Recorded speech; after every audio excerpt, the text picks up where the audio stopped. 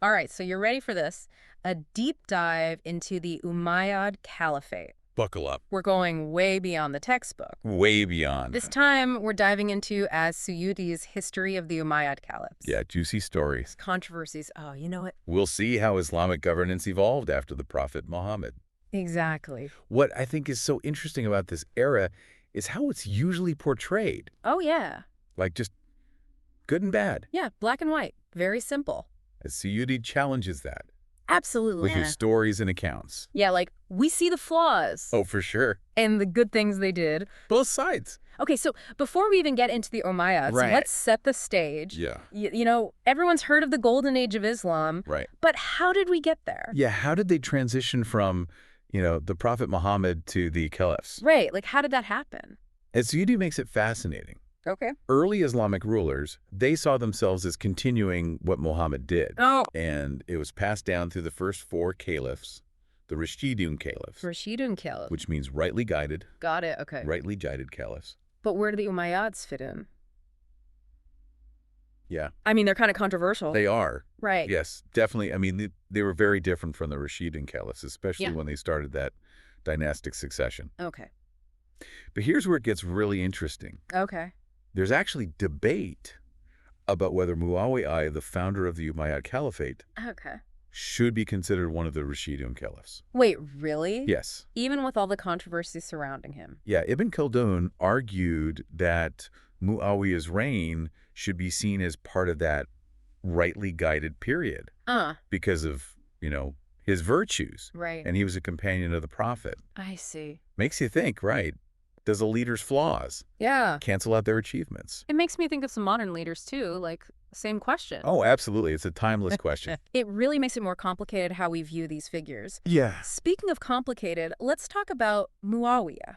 Yes. As-Suyūṭī describes him as having, quote, political finesse and forbearance, end quote. Interesting. You wouldn't think those are words to describe someone who seized power? No, you wouldn't, but that's what makes him so fascinating, Yeah. He was really playing the long game. Mm-hmm. As-Suyūṭī even tells a story Okay. about Ka'b al-Ḥimār. He was a Jewish scholar who converted to Islam, Okay. and he predicted Muawiyah would rule for 20 years unopposed. Wow.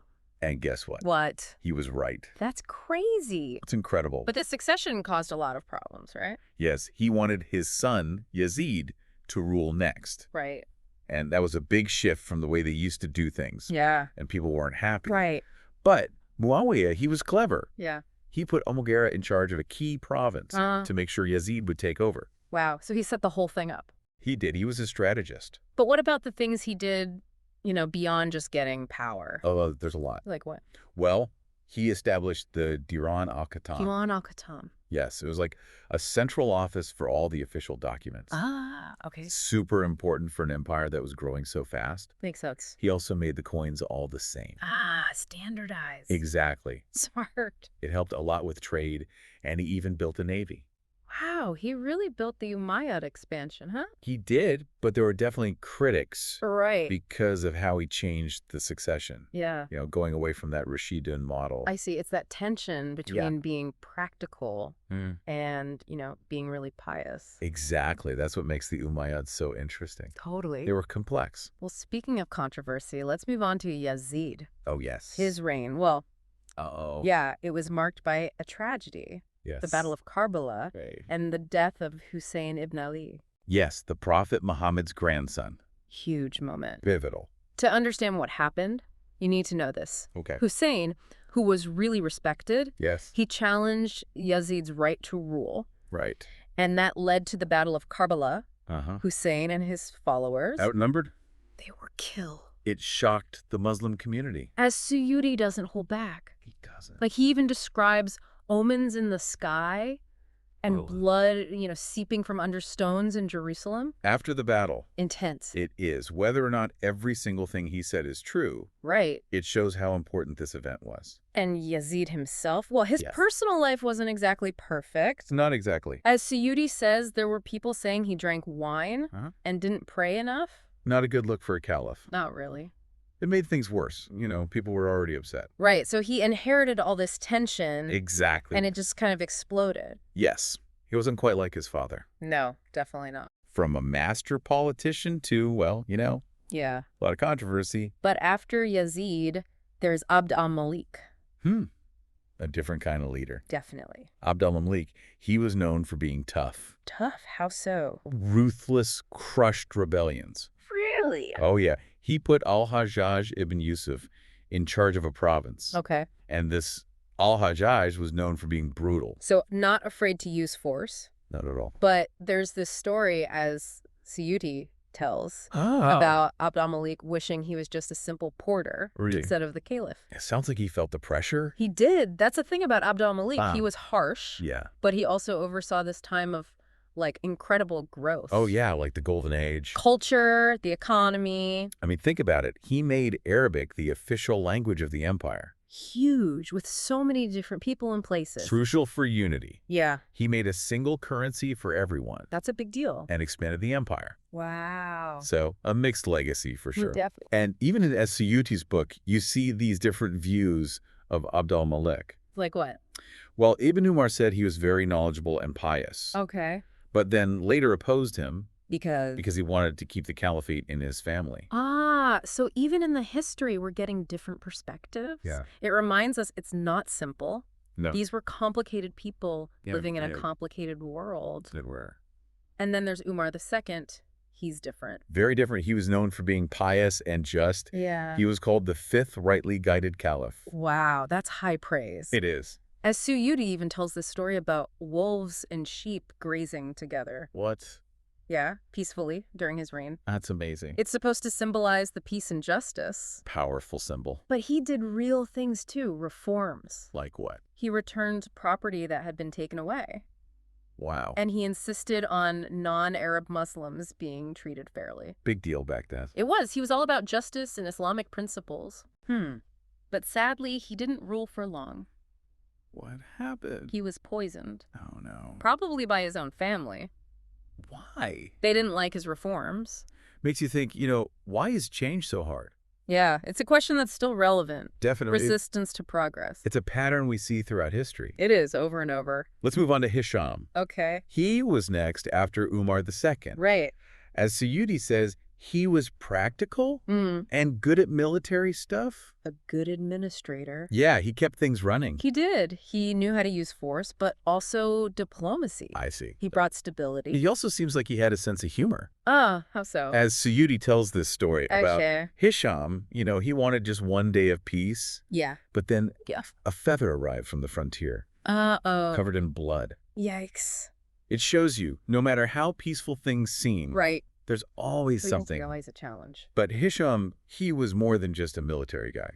As Suyūṭī mentions that he had scholars and poets at his court. Really? Like Az-Zuhri.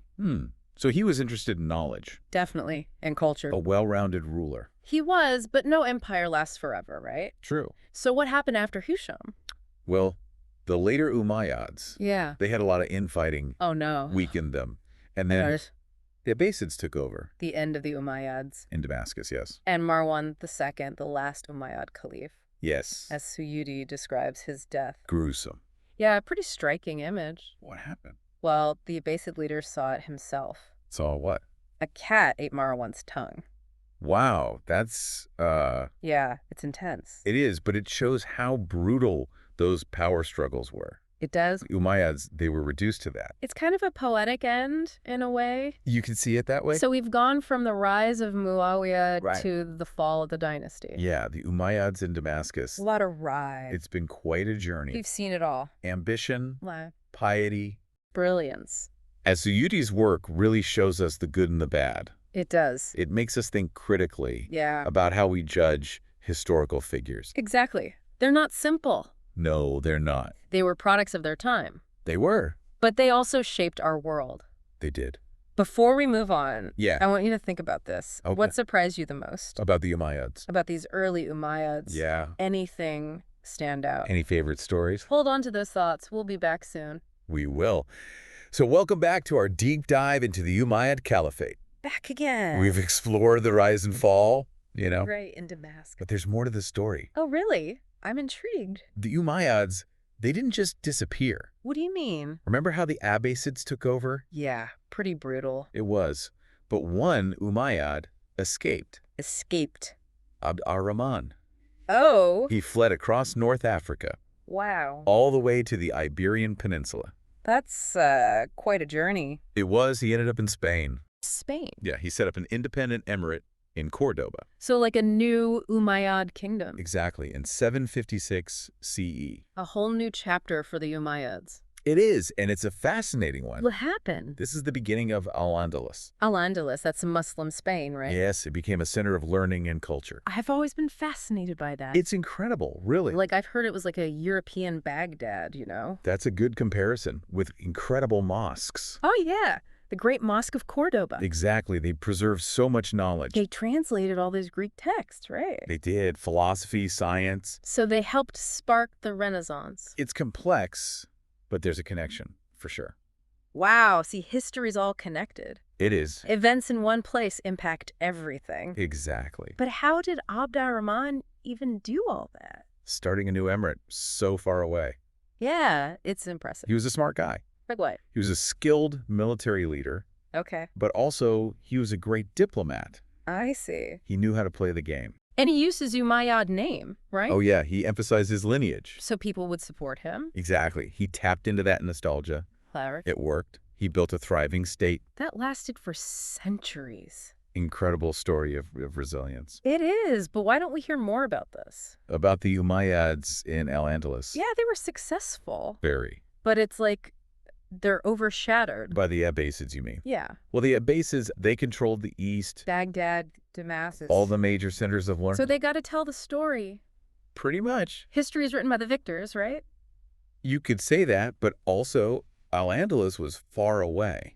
Geographically isolated. Yes, which made their culture unique. But also kept them separate. From the main Islamic world. I see it's like this hidden gem. That's a great way to put it. Waiting to be discovered. And now scholars are rediscovering it. They're going back to the sources. Challenging the old stories. Exactly. It's exciting. It is. So we've got the Damascus Umayyads and the Al-Andalus Umayyads. The two main branches. Were there any others? A few other emirates popped up in North Africa, but they weren't as influential. So Córdoba was the big one. It was. They left a huge legacy. Culture, intellect. It still fascinates people today. It does. So we have to look beyond Damascus. We do. If we want to understand the Umayyads. To see the full picture. Yes. Imagine Córdoba. Okay. The Alhambra, with its beautiful courtyards. I can picture it. The great mosque. A marvel of architecture. Such intricate design. They were masters. And the libraries. Full of knowledge. It must have been amazing. It was a blend of cultures. Islamic, European, classical. All coming together. Okay, but let's get back to as-Suyūṭī. Right, our main source. What did he say about all this? Well, he focused on the Damascus rulers. Yeah. But he does mention Córdoba. Okay. And he talks about the problems the Umayyads had. Like what? Internal conflicts. Okay. And non-Arab Muslims were unhappy. They felt like second-class citizens. So even when they were strong, yeah, there were problems. Always challenges. It's like the seeds of their downfall. You could see it that way? They were always fighting someone. Revolts, economic pressures. It's hard to keep a big empire together. It is, especially one so diverse. And remember Yazid. Oh, yeah. The Battle of Karbala. Right. It shows how one event can change everything. Absolutely. It undermined his authority. It makes you think, what if things had gone differently? It's tempting to speculate. History is full of those what-if moments. It is, for sure. So we've covered a lot. We have. The rise of Muʿāwiya. The early days. The fall of Damascus. A turning point. And then Al-Andalus. A new beginning. As-Suyūṭī gives us these glimpses into their lives. The decisions they made. It's more than just names and dates. It's about people. Real people. Making choices that shaped the world. Exactly. I hope this has made you want to learn more. To keep exploring. There's so much more to discover. There is. And in our final part. Yes, the last part. We'll look at the legacy of the Umayyads. Their triumphs, their failures. And what we can learn from them. Okay, so we're back, wrapping up our deep dive into the Umayyad Caliphate. It's been a journey, hasn't it? It really has, from the very beginning in Arabia. To Al-Andalus. It's incredible how much ground they covered. They did. A vast and powerful dynasty. And now we're at the end. Time to consider their legacy. What did they leave behind? What did they change? Big questions. I mean, when I think Umayyads, I think about that huge empire. The expansion. From Spain to Central Asia. It's mind-boggling. That takes serious power. Military might, for sure. And organization. Oh, yeah. They had to manage all those different people and places. They inherited an empire that was already expanding, right? They did, from the Rāshidūn Caliphs. And they just took it so much further? They were ambitious. But it wasn't just about conquering, was it? No, they built things. Cities, trade routes. They had to govern all that territory. They created a system. A complex system. What were some of the things they did? Well, think about the Diwan. The Diwan? It was like a central administration. Okay, I see. For finances, taxes, official documents. Wow, they were organized. They had to be. They also made the coinage standard, right? Exactly, which was crucial for trade. Especially in such a large empire. Don't forget the postal service. The postal service. Way back then. They needed a way to communicate across vast distances. Makes sense. All these innovations helped to unify the empire. It's like they were building a globalized world. Interesting thought, isn't it? Centuries ahead of their time. And that interconnectedness led to some incredible things. Oh, absolutely. Arabic literature, poetry, philosophy. Thinkers from all over the world. Gathering in places like Damascus and Cordoba. Sharing ideas, translating texts. It was a melting pot of knowledge. A vibrant intellectual scene. So the Umayyads, despite their problems... Yeah, they weren't perfect. They helped create the conditions for the golden age of Islam. I think that's a fair assessment. Their patronage of the arts and sciences. Combined with their reforms and expansion. It all contributed to that incredible flourishing. And remember, it wasn't just science. Right. Art, architecture, music. A golden age in every sense. But we have to talk about the downsides, too. Yes, the darker side of their legacy. That could be ruthless. They could... suppressing dissent. Not everyone was happy under their rule. And they weren't always fair to non-Arab Muslims. There was definitely discrimination. It's important to acknowledge that. See the full picture. They had a lot of internal struggles too, right? They did. Power struggles, revolt. And people criticized their lifestyle. The lavishness, the wealth. And the dynastic succession. Some saw that as going against Islamic principles. It's interesting how those tensions played out. It is. And it's a reminder that no empire is perfect. No, they all have their flaws. Internal pressures, external threats. It's a constant balancing act. And then there's Karbala. Yeah, the Battle of Karbala. A turning point. It had such a lasting impact. On the Muslim community. It shows how one event can have these ripple effects. For generations. It's tragic. It is a reminder of the human cost of conflict. And the need for justice and compassion in leadership. Those are timeless values. So, the Umayyad legacy... It's complicated. A mix of good and bad. Achievements and injustices. They built an empire. And left behind a rich culture. But they also made mistakes.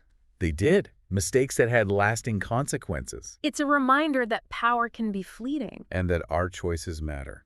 What we do today. It shapes the future. We can learn from the Umayyads. Both from their successes. And their failures. They were products of their time. But their story still speaks to us. About leadership, about justice, about the complexities of history. As we wrap up this deep dive, I want you to think about one more thing. What's that? Imagine if the Umayyads had never fallen.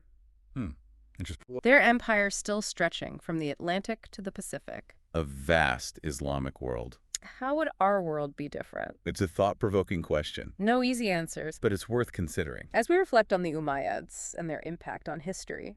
Thank you for joining us on this journey. We'll see you next time.